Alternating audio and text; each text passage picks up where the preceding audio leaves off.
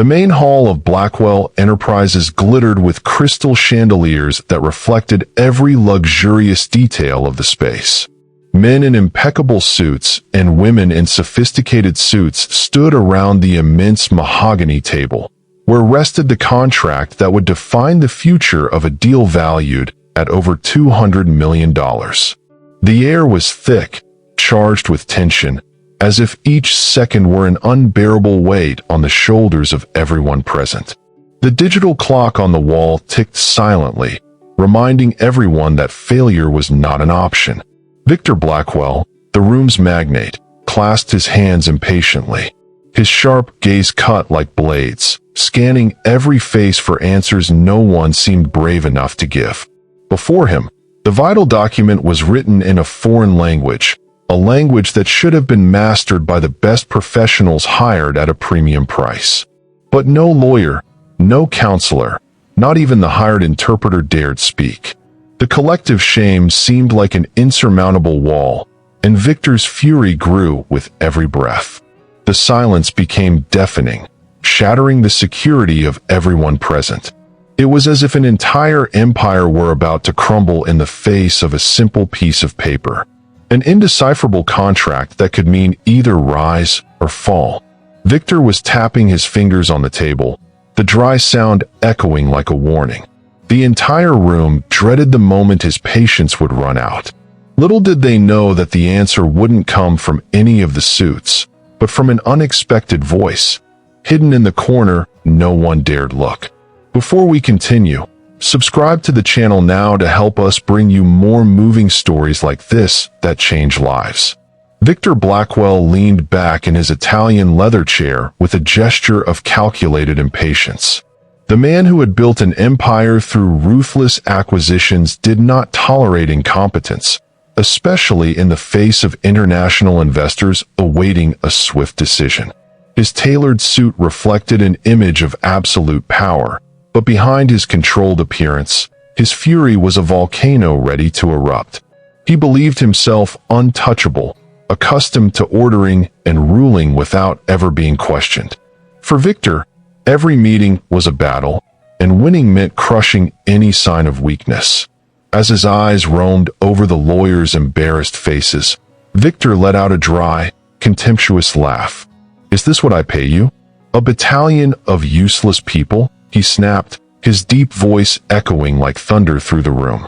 The silence that followed was even heavier, as if each had received a death sentence.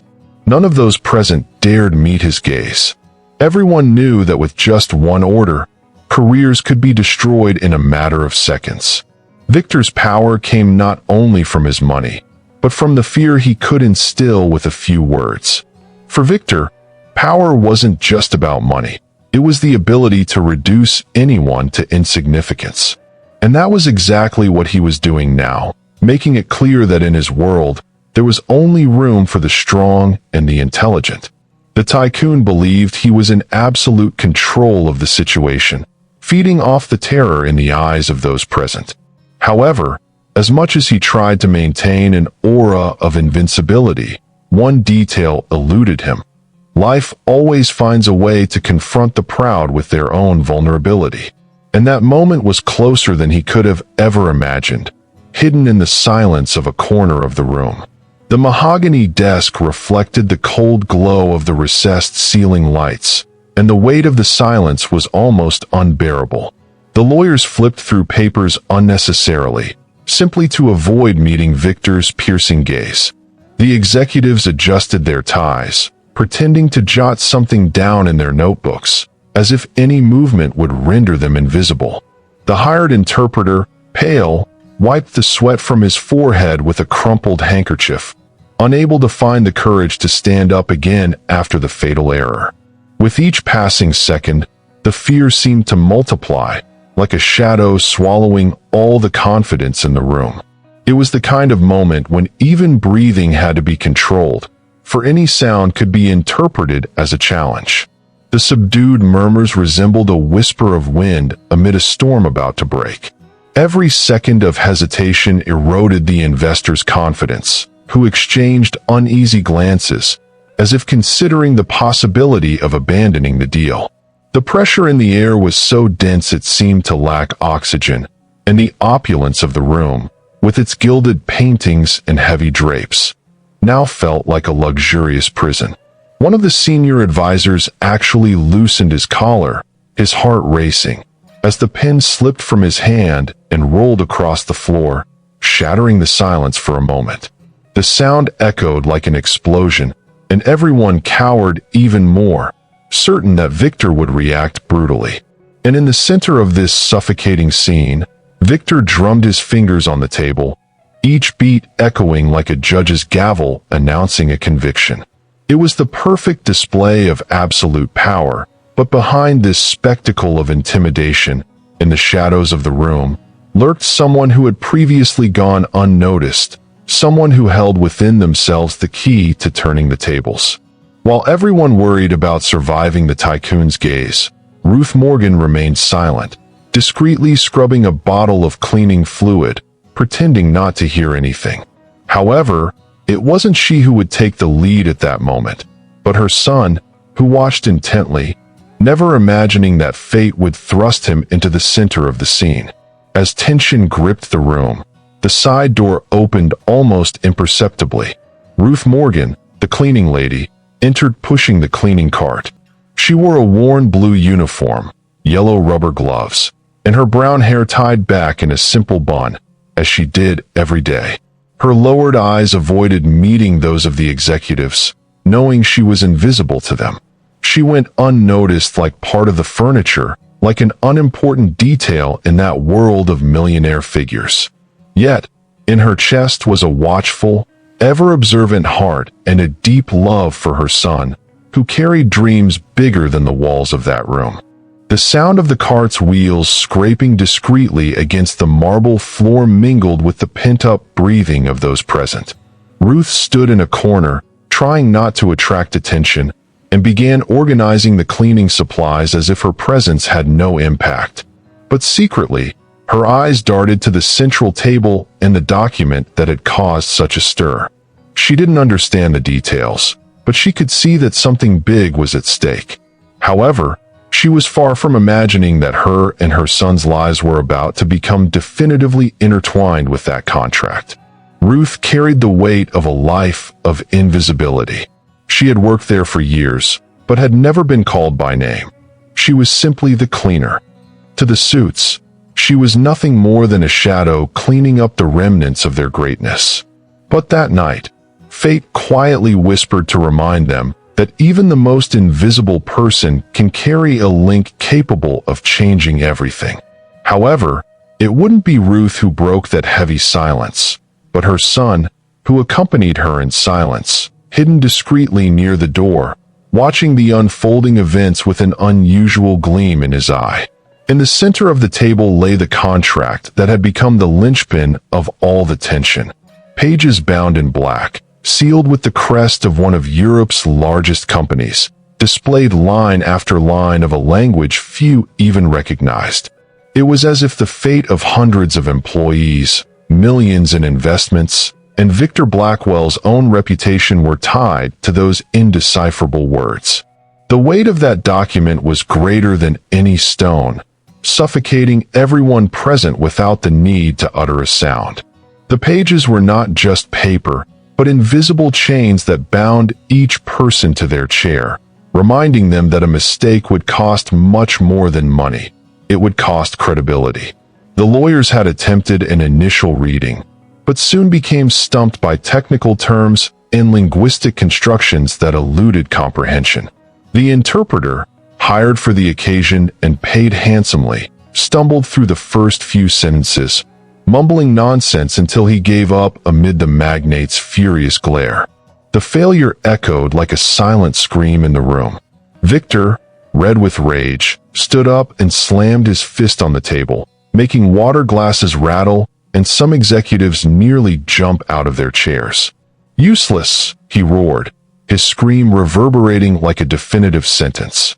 His words not only cut through the air, but also extinguished any shred of hope, making it clear that no one there would dare try again. The contract had become not just a technical challenge, but a symbol of collective humiliation. With every lost minute, investors waited, and rumors of failure could spread. The fear lay not only in the value at stake, but in the shame of seeing Victor Blackwell lose control in front of witnesses. The entire room breathed in unison, as if everyone were chained to the same fate. Even the most experienced were already feeling the weight of defeat before it was official. And yet, amidst the growing chaos, an unlikely voice was about to emerge, breaking the invisible chains that imprisoned everyone, forever changing the hierarchy of that luxurious hall. The digital clock on the wall ticked away like an invisible hammer blow. Every second that passed without a response was a cruel reminder that time, in that room, was costing millions. Investors exchanged discreet messages on their cell phones, frowning, and some even risked whispering in other languages, as if already calculating the extent of the loss. The environment, which should have exuded confidence and grandeur, now felt like an arena about to transform into a battlefield. Even the Persian rugs seemed heavier under the executive's feet, who could barely move in the face of suffocating anticipation. Victor Blackwell paced back and forth, the expensive soles of his shoes echoing against the marble like whips. His face was flushed, and the veins in his neck throbbed alarmingly. He wasn't just an angry man. He was a caged lion, ready to pounce on the first person who dared get in his way. "We're wasting precious time," he roared, kicking a chair aside, making everyone back away even further. It was impossible not to feel the fear he inspired. But behind all his fury lurked a greater concern, that of seeing his image of invincibility crumble before their watchful eyes. The lawyers exchanged papers aimlessly, leafing through documents only to disguise their panic. The interpreter tried to compose himself in silence, but his glassy eyes betrayed the trauma of being exposed to ridicule. The air conditioning blew hard, but it seemed insufficient to cool the tension burning inside each of them. There was a clear sense that something needed to happen, and quickly, or this meeting would turn into a historic fiasco. And it was in this void of courage that, unexpectedly, a different voice, young and firm, began to prepare to break the silence, a voice no one expected to hear. As the room fell into a suffocating silence, all eyes remained fixed on the contract as if it were an insoluble enigma. No one dared stand, and every sigh seemed to carry tons of fear. Then, from the side of the room, an unlikely sound cut through the air. I know what it says, sir." The voice was young, firm yet nervous, and it came from someone no one would have guessed. Ethan Morgan, the housekeeper's son. He wore a simple sweatshirt, worn jeans, and scuffed sneakers, completely out of place in the elegant and intimidating surroundings. The contrast was so stark that, for a moment, no one believed what they had heard. Some executives even frowned, certain they had misheard, while others held their breath, as if the world had stopped. Heads turned toward the corner, and gazes met in shock and disbelief. The boy stood erect, his chin slightly raised, unflinching despite the crushing pressure of dozens of incredulous gazes upon him. Ruth, his mother, froze, clutching the cleaning cloth to her chest like a shield. Her heart raced, torn between the panic of seeing her son expose himself and the strange sense of pride in realizing his courage. She had always known there was something different about Ethan, but she never imagined that it would be right here, in front of a furious tycoon, that he would dare to show it. Sweat began to run down Ruth's forehead, and her eyes welled up, as if she sensed that this moment would change not only Ethan's life, but hers as well. Victor Blackwell narrowed his eyes, as if the mere sight of the boy speaking were a personal insult. For a moment, his lips curved into a sneer, and then he let out a loud, mocking laugh, as if the boy's audacity were a bad joke. "You? The cleaning lady's son? You mean to tell me you know more than trained lawyers and a professional interpreter?" His voice held contempt, but there was also a hint of hidden curiosity. No one had ever dared to challenge him like that, least of all someone who, to him, was nothing more than invisible. The entire room held its breath, waiting for this unlikely boy's next move. And somewhere between the laughter and the silence, a spark of tension began to emerge, something Victor couldn't control, the fear of being caught out.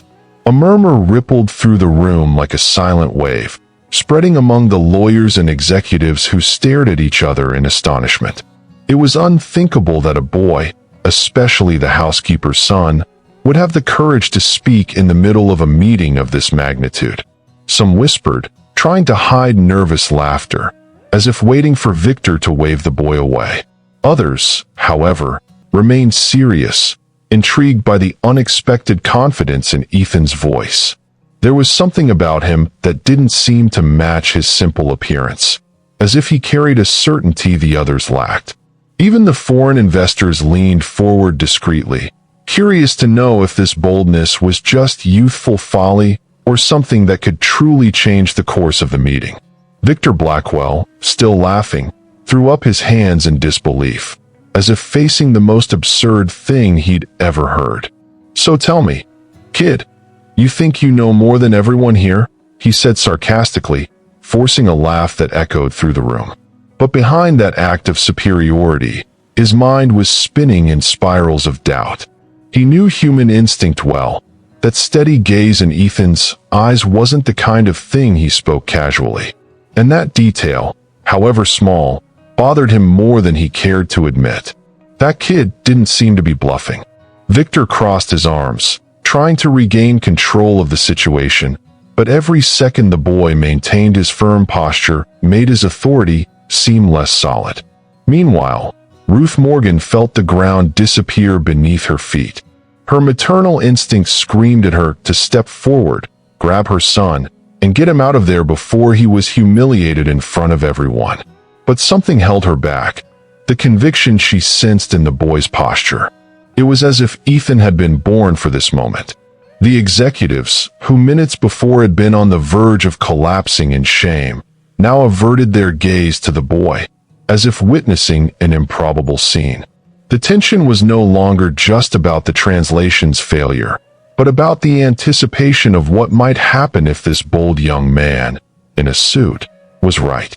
Ruth, her heart racing, realized that, in some inexplicable way, fate had just placed her son center stage on a stage she would never have dreamed of stepping onto. Ethan took a deep breath, feeling the weight of dozens of eyes fixed on him. Despite his simple clothes, his gaze conveyed a firmness that belied neither his age nor his social standing. "I know what's written in this contract," he repeated, his voice clearer, each word echoing throughout the luxurious hall. The silence that followed was even heavier than before, as no one knew how to react to such audacity. Some executives swallowed hard, unable to believe that a boy who shouldn't even be there would dare to place himself above renowned professionals. But Ethan didn't back down. On the contrary, his tone gained conviction, as if the truth itself were on his side. Even the foreign investors, accustomed to ruthless negotiations, widened their eyes, intrigued by the courage of this unlikely young man. Victor Blackwell leaned forward, his eyes narrowed, studying the boy like a predator sizing up its prey before pounce. His mocking smile returned, but this time there was something different about it, a trace of irritation he couldn't hide. "All right, kid," he said sarcastically. "Since you're so confident, enlighten us with your wisdom. Read and translate for all of us." The words were spat out like venom, clearly intended to ridicule Ethan in front of the entire room. A few executives chuckled, but it wasn't genuine amusement. It was nervous, a way to ease the tension that was mounting by the second. The air seemed heavy, and even the boldest looked away, as if fearing witnessing the boy's imminent downfall before an impossible challenge. Ruth, standing in the corner, clutched the cleaning cloth tightly to her chest, as if that gesture could stem the rapid beating of her heart. She wanted to stop her son from moving forward, fearing he would be crushed by Victor's arrogance. But something inside her also told her she needed to trust. Ethan had always been curious, spending hours studying alone, and sometimes she would catch him muttering words in languages she couldn't even name. Now it all made sense. Her eyes welled up, not just with fear, but with the strange feeling that, for the first time, everyone would see her son's true worth. And deep down, even if no one believed it, she already knew. Ethan wasn't speaking on impulse. He was ready to prove that he carried much more within himself than his appearance allowed. Ethan approached the table with firm steps, though his hands trembled slightly. Every movement seemed to slow time, as if the entire fate of the meeting depended on his next words. He rested his eyes on the contract, running his fingers over the small, printed lines, and took a deep breath before speaking. The entire room leaned forward, both anxious and disbelieving. Ruth, in the corner, could barely stand. Her wobbly legs only kept her from falling because she was clinging to the cleaning cart. Ethan, however, didn't look at anyone. His eyes were fixed on the text, as if he'd been training for this moment his entire life. Article 1, he said clearly, his voice cutting through the silence like a sharp blade. And he began to translate, line by line, with a precision and confidence that left everyone motionless. The lawyers, previously paralyzed with embarrassment, quickly grabbed pens and paper to follow along, and soon realized the boy wasn't improvising. Every legal term, every technical expression, was translated with impressive accuracy. The professional interpreter, still sitting silently, widened his eyes, unable to believe what he was hearing. A few executives exchanged astonished glances, while the murmur of disbelief grew in contained, almost muffled waves. Victor Blackwell, who had until then maintained a mocking smile on his lips, felt it slowly fade. His jaw clenched, and he slowly leaned back in his chair, carefully considering the boy's every word. There was no mistake. There was no hesitation. The boy translated like a veteran, with the ease of someone who mastered the language. The room, which had previously vibrated with tension, was now filled with a mixture of awe and involuntary respect. And the further Ethan advanced, the clearer the feeling became that Victor's authority was crumbling, not by a millionaire rival, but by the confident words of someone he had never considered worthy of being heard. As Ethan progressed through the reading, the lawyers began checking each sentence against the notes and electronic dictionaries on their tablets. The confirmation was immediate. The boy wasn't making any mistakes. On the contrary, his translation was clear, precise, and in many places more accurate than the hired interpreter's initial attempt. One of the older counselors even let out an audible sigh, as if relieved to finally see the enigma unraveled. What should have been a humiliation was transforming before his eyes into an unexpected revelation. The contract that had imprisoned them was beginning to become comprehensible, and this, not thanks to the professionals, but to a boy who was nothing more than an anonymous person. The silence, once suffocating, now carried a different weight, that of restrained admiration.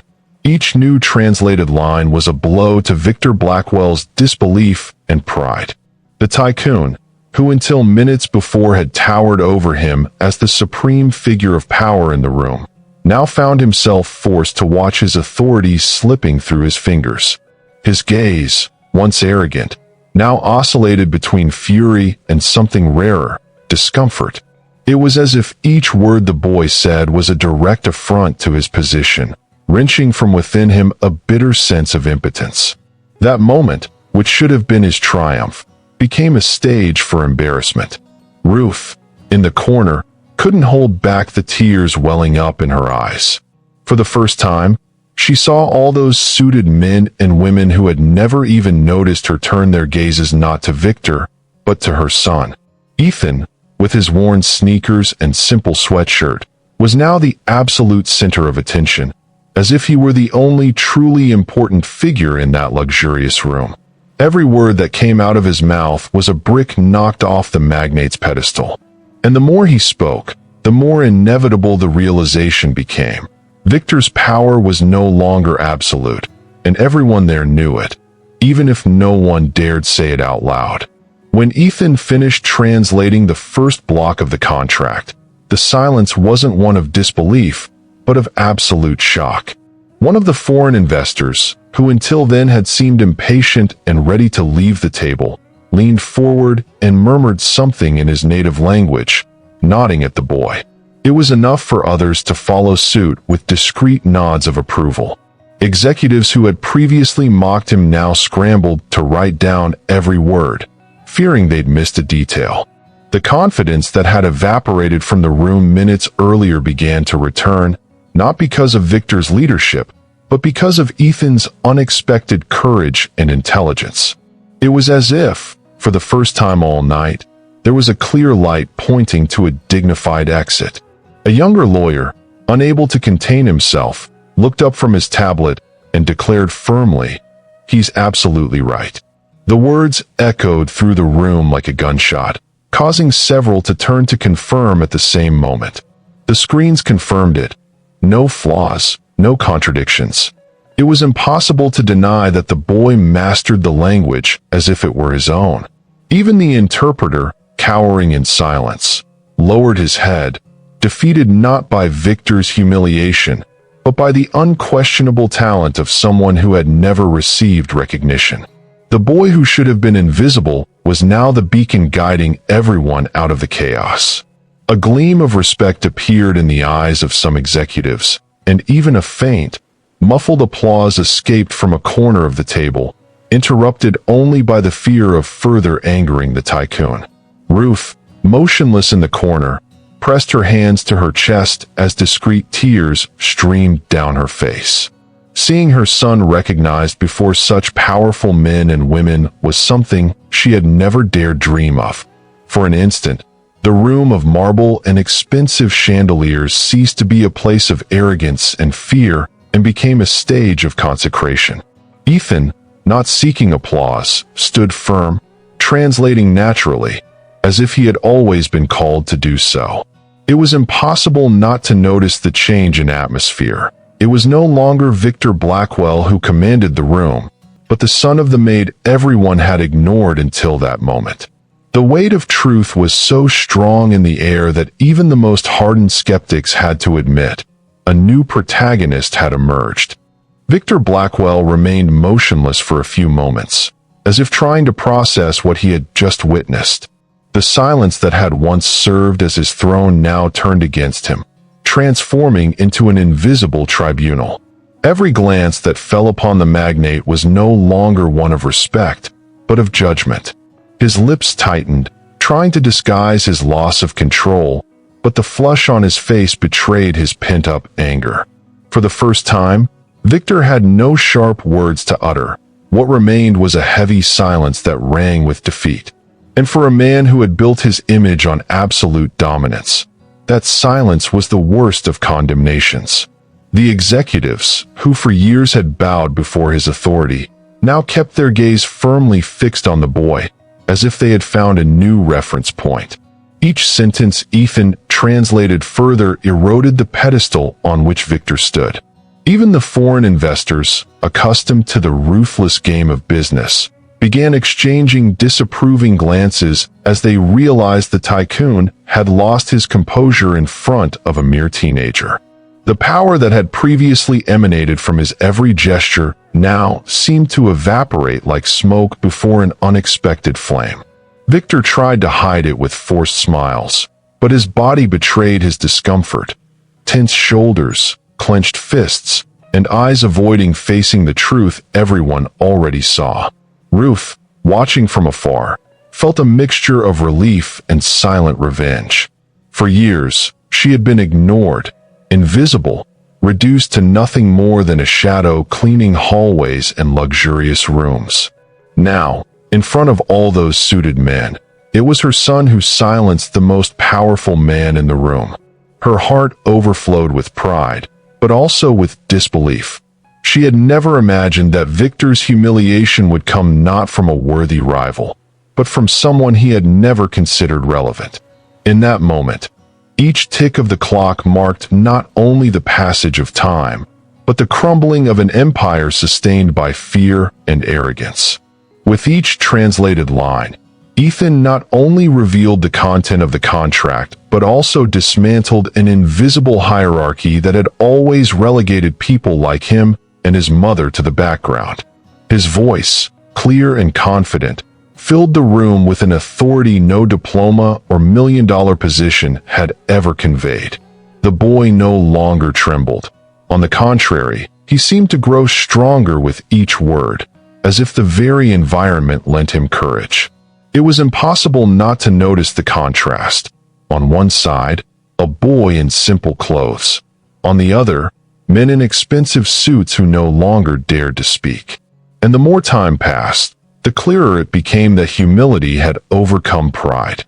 Ethan, without realizing it, was transforming himself before everyone into a symbol of something greater, living proof that talent doesn't discriminate against social class. Executives who had only minutes before regarded him with disdain now followed every sentence with genuine attention. Some took notes, others merely nodded in discreet approval, but all shared a growing admiration for the young man who had emerged from nowhere to solve the problem no one dared to tackle. The growing respect stemmed not only from his impeccable translation, but also from his courage in standing up in such a hostile environment. There was something inspiring about seeing a boy from such humble beginnings become the key player in a multi-million-dollar negotiation. For the first time that night, genuine smiles appeared, but not toward Victor, but toward Ethan. One of the investors even muttered to his colleague, "This kid is worth more than any of the other hires." Ruth, overcome with emotion, could hardly believe her eyes. Through the tears that blurred her vision, she could see her son's transformation, from invisible to protagonist, from ignored to respected. The pride she felt was so intense it hurt her chest, as if all the effort of years of hard work had been rewarded in that instant. She knew that from then on, no one would dare look at Ethan the same way. The boy's humility and intelligence had turned the tide, proving to everyone that a person's true worth lies not in the uniform they wear, but in the strength and knowledge they carry within. Ruth clasped her hands together in silent prayer, giving thanks for witnessing this miracle unfold before her eyes. When Ethan finished translating the contract, there was no doubt. The document that had previously seemed like an insurmountable barrier was now fully deciphered before the eyes of executives and investors. A respectful silence fell over the room. But it was no longer the silence of fear, it was the silence of admiration. One of the most influential investors slowly stood up and, without hesitation, extended his hand to Ethan in a gesture of recognition. The boy, surprised, shook the man's hand firmly, receiving a look that mixed respect and gratitude.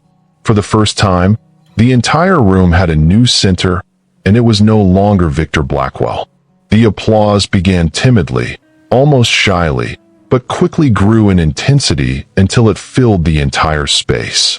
Lawyers, counselors, and even support staff watching from the back surrendered to the courage and talent of a young man whom, minutes before, no one had even noticed. Ruth, overcome with emotion, brought her hands to her face, trying to hold back the tears that flowed without permission. She was no longer just the invisible cleaning lady. She was the mother of the boy who had saved a multi-million-dollar deal before everyone's eyes. The pride etched on her face was so radiant that it erased any shadow of humiliation accumulated over the years. Victor, for his part, remained seated, motionless, swallowing the bitter taste of defeat.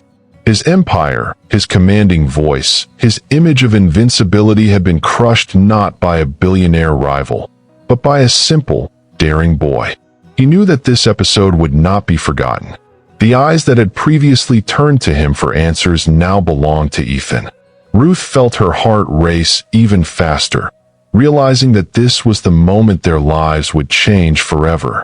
The boy who had grown up underestimated had just achieved dignity before an audience of powerful men, proving that knowledge and courage can lift someone higher than any wealth. The luxurious room at Blackwell Enterprises no longer looked the same. The glitter of the chandeliers and the grandeur of the furniture lost relevance in the face of the scene that had just unfolded. What everyone would take away from there would not only be the memory of a translated contract, but also that of a boy who dared to stand up when no one else did.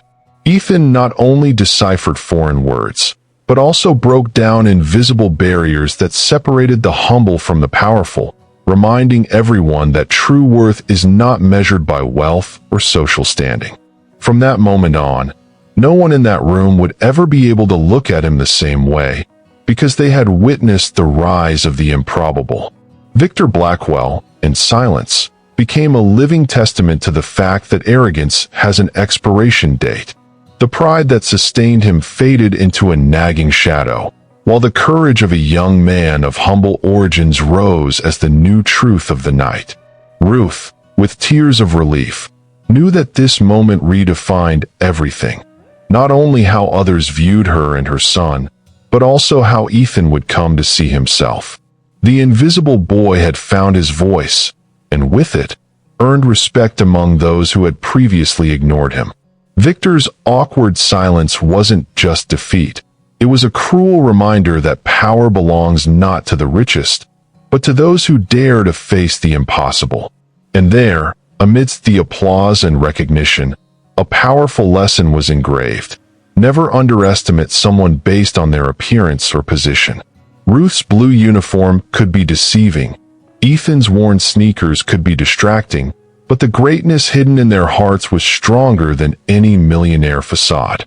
This story reminds us that sometimes life chooses the unlikely to prove that the impossible can happen. That night would not end as just another business meeting. It would be remembered as the day humility shone brighter than arrogance. If this story touched you, subscribe to the channel now, like it, and share it so more people are reminded that courage and knowledge can transform destinies. Thank you so much for your support.